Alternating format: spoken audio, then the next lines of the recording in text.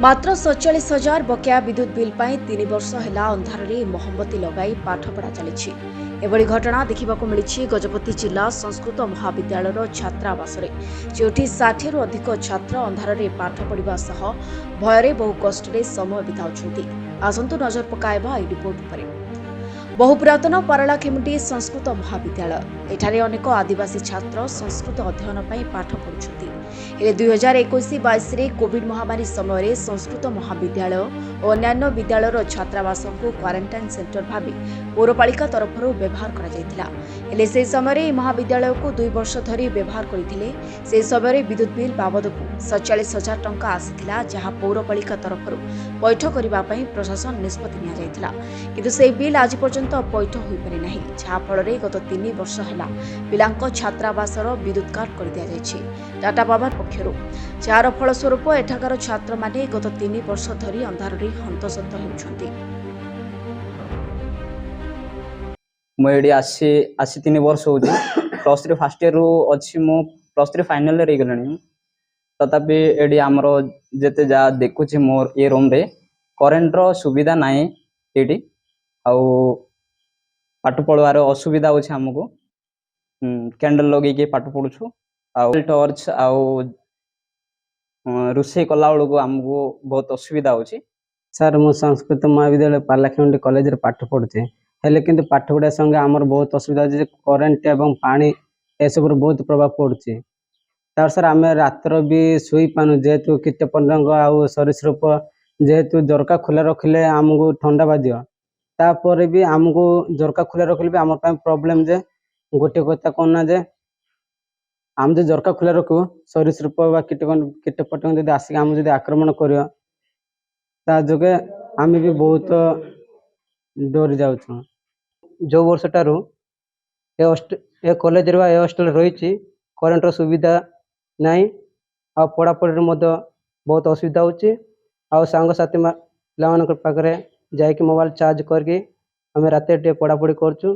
आ current सुविधा नथिया हेतु बहुत गरम होची, सोइबा बहुत असुविधा होची।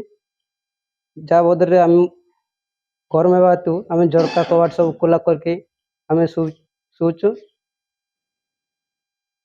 जा हेतु हमको साप एवं विभिन्न विषाक्त कीट पतंग पशि आसुचंती। से भयर आम भल रही पारनु। बकेया विद्युत बिल को नहीं महाविद्यालय प्रधान आचार्य कहवा गत 3 वर्ष है प्रति मासरे पौरपालिका जिला प्रशासन उच्च कर्तृपक्ष को लिखित अवगत कराइछु किंतु कौनसी सहायता मिल पारि नाही। कॉलेज रो निजस्व संबल नाही बिल पैठ करबा पई, तेबे सरकार को निष्पत्ति अपेक्षा करि रहितबा कहछंती प्रधान आचार्य। हमर जते बेले कोविड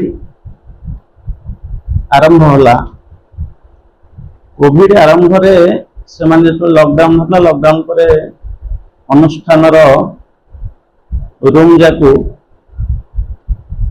म्युनिसिपालिटी हॉस्टल को नहीं कोविड चिकित्सालय रूपे करिया से माने चिकित्सालय रूप व्यवहार कले। दीर्घ दिन हमको हस्तांतर कर से समय रे जो इलेक्ट्रिक बिल आसला पाखापाखि 47,000 टंका ड्यूज आसला बकेया। कॉलेज से अर्थ को दवाई असमर्थ थिला, जेहेतु संस्कृत महाविद्यालय एठी आदिवासी पिला माने पढ़ुचंती। संबल अभाव जो आम इलेक्ट्रिक डिपार्टमेंट को ड्यूज परिशोध कर पारलुनी। तापर किछि दिन से माने हैंड ओवर कला पर किछि दिन चलिला ग्रिड को समय रे, किंतु जेतेबेले टाटा पावर आसला से समय से डिस्कनेक्ट करदे हॉस्टल रु। अब ता परथु पिला माने असुविधा रोचंती। से पानी लाइट पढ़ापढ़ी सब क्षेत्र से असुविधार सम्मुखीन होती। ए विषय आम तत्कालीन म्युनिसिपालिटी की आम अनुरोध करूँ तार समस्यार समाधान पाई। म्युनिसिपालिटी कौन पदक्षेप नहीं नथिले। इलेक्ट्रिक डिपार्टमेंट को इलेक्ट्रिक डिपार्टमेंट नहीं अनुष्ठान आपन किसी रिहाती मिल फंड रू आम देदेबू कहते, କିନ୍ତୁ ନାଇଁ ତାପରେ କଲେଜକୁ ଦିଆ ହେଇପାରିବନି ବୋଲି ସେମାନେ ପ୍ରତ୍ୟାଖ୍ୟାନ କଲେ।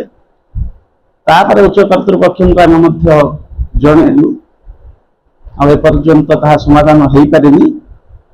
ଆଉ ପରବର୍ତ୍ତୀ ସମୟରେ ଆଶା କରୁଛୁ ଯେ ଏହି ସମସ୍ୟାର ସମାଧାନ ହବ ବୋଲି। ବର୍ତ୍ତମାନ ପିଲାମାନେ ଅସୁବିଧା ରହୁଛନ୍ତି। ସଂସ୍କୃତ ମହାବିଦ୍ୟାଳୟରେ ପାଠ ପଢ଼ିବା ପାଇଁ ବହୁ ଦୂରଦୂରାନ୍ତରୁ ଆସୁଛନ୍ତି ଛାତ୍ରମାନେ। ଗତ 3 ବର୍ଷ ହେଲା ଅନ୍ଧାରରେ ପାଠ ପଢ଼ି ପିଲାଙ୍କ ଭବିଷ୍ୟତ ଅନ୍ଧାରକୁ ଠେଲି ହୋଇଯିବନି ତ ଏହି ଆଶଙ୍କାରେ ରହିଛନ୍ତି ଛାତ୍ରମାନେ।